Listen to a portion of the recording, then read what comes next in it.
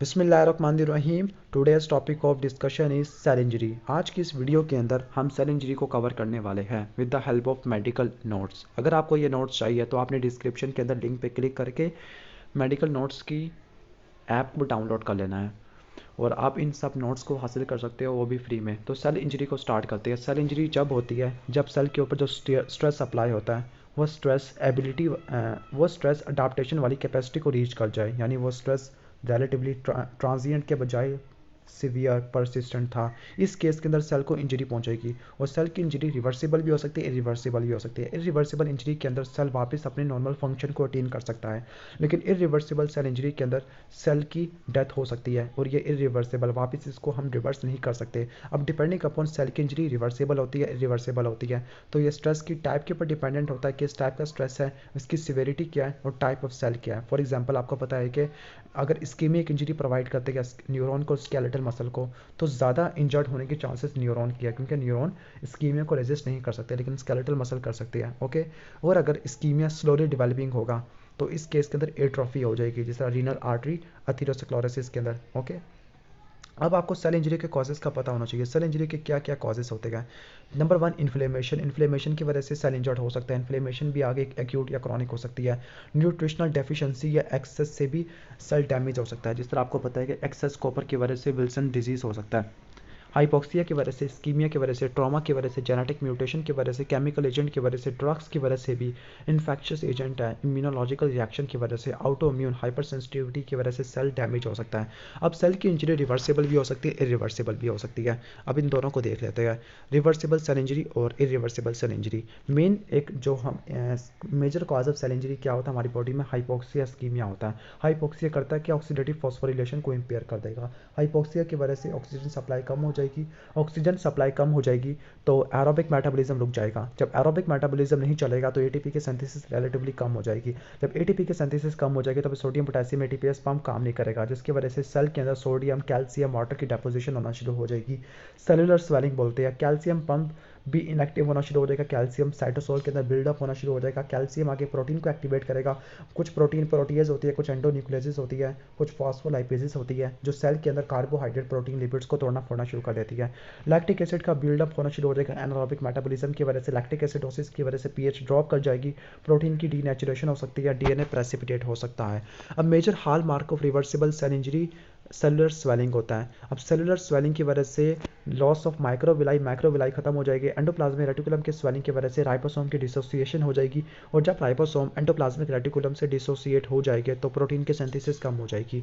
यहाँ पे पूरा मैकेनिज्म लिखा हुआ है। इस्कीमिया, हाइपोक्सिया हो गया तो ऑक्सीजन सप्लाई कम हो गया, एटीपी की प्रोडक्शन बाय ऑक्सीडेटिव फॉस्फोरिलेशन कम हो जाती है, साइटोसोलिक कैल्शियम ज़्यादा हो जाएगा क्योंकि कैल्शियम पंप काम नहीं कर पा रहे। दूसरी तरफ मेम्ब्रेन फॉस्फोलिपिड के सिंथेसिस भी कम से कम होगी क्योंकि एटीपी नहीं है, और टॉक्सिक फ्री रेडिकल की प्रोडक्शन पे ज़्यादा हो जाएगी क्योंकि ऑक्सीजन आगे, ठीक है।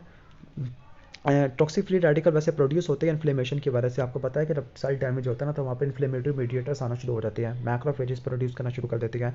अगर रिपरफ्यूजन करेंगे तब ये बहुत ज़्यादा होना शुरू हो जाएगा। इन शॉर्ट इन सब की वजह से मेम्ब्रेन डैमेज हो जाएगा, और मेम्ब्रेन डैमेज हो जाएगा तो आपको सेल के कंपोनेंट्स वाले एंजाइम बाहर रिलीज होना शुरू हो जाएंगे।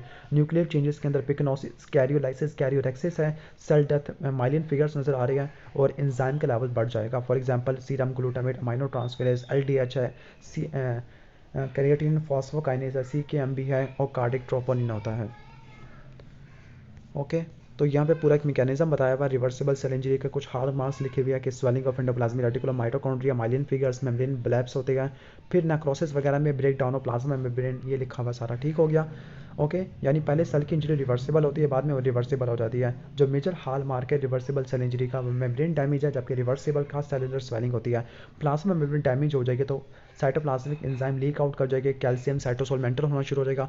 जब माइटोकॉन्ड्रियल मेम्ब्रेन डैमेज हो जाएगी तो इलेक्ट्रॉन ट्रांसपोर्ट चेन लॉस हो जाएगी, साइटोक्रोम सी साइटोसोल में आ जाएगा, वो आगे अपोप्टोसिस को स्टिमुलेट करवा देगा। ओके। अपोप्टोसिस को स्टिमुलेट करवा देगा। दूसरी तरफ लाइसोसोमल मेम्ब्रेन डैमेज होगी तो लाइसोसोमल एंजाइम रिलीज होना शुरू हो जाएगा साइटोसोल के अंदर और वो सेल को उड़ाना शुरू कर देंगे। ओके। फाइनली एंड रिजल्ट आपको सेल डेथ देखने को मिलती है, डिपेंडिंग अपॉन स्टिमुलस क्या था, अपोप्टोसिस वाला या नेक्रोसिस वाला। ओके, यहाँ पे पूरा कैल्शियम वाला मैकेनिज्म लिखा हुआ है कि मैंने आपको बताया था कि कैल्शियम कहाँ कहाँ से आ सकता है, बाहर से आ सकता है, माइटोकॉन्ड्रिया से आ सकता है, साइटोप्लाज्म रेटिकुलम से आ सकता है, और ये साइटोसोल में इसलिए आता है क्योंकि कैल्शियम पर ट्रांसपोर्ट कराने वाले जो पंप होते हैं वो काम नहीं कर पा रहे।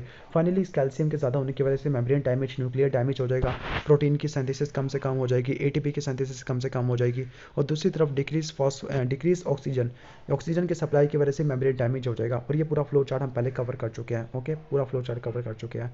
अब यहाँ पर जो डायग्राम बनी हुई है ये सेल इंजरी इन नेफ्रॉन्स है, और इसके बाद नेक्रोसिस हो जाएगा। अगर आप इस डायग्राम में देखो, इस डायग्राम में आपको बहुत सारे पूरे लिखे हुए हैं सीक्वेंस ऑफ इवेंट्स है। सेल का फंक्शन कम होना शुरू हो जाएगा, बायोकेमिकल अल्टरेशन होना शुरू हो जाएगी, ultra structural changes, light microscopic changes, gross morphological changes आना शुरू हो जाएंगे। ओके, तो ये सीक्वेंशियल डेवलपमेंट होती है, यानी जो सेल का फंक्शन अभी पूरी तरह जीरो पे नहीं गया तो वो रिवर्सिबल है, लेकिन अगर जीरो तक चला गया इरिवर्सिबल स्टार्ट हो जाएगा। ओके, बायोकेमिकल अल्टरेशन आपको सेल फंक्शन के खत्म होने के बाद देखने को मिलती है, फिर फाइनली इलेक्ट्रॉन माइक्रोस्कोप, फिर लाइट माइक्रोस्कोप, और फिर ग्रॉस मॉर्फोलॉजिकल चेंजेस विजिबल हो जाती है। ये सब कुछ रॉबिन से लिया गया है, और ये सारा मेडिकल नोट्स वाली ऐप पे अवेलेबल है। अगर आपको ये नोट्स चाहिए तो आपने प्ले स्टोर पर जाके इनकी ऐप को डाउनलोड कर लेना है। और अगर आपको ये वीडियो अच्छी लगी हो और इस तरह की मज़ीद वीडियो आपको चाहिए तो आपने वीडियो के अंदर नहीं, वीडियो के बाहर लाइक बटन को प्रेस कर देना है, चैनल को सब्सक्राइब करना है, कमेंट सेक्शन के अंदर बता देना है। Thanks for watching this video. अल्लाह हाफिज़।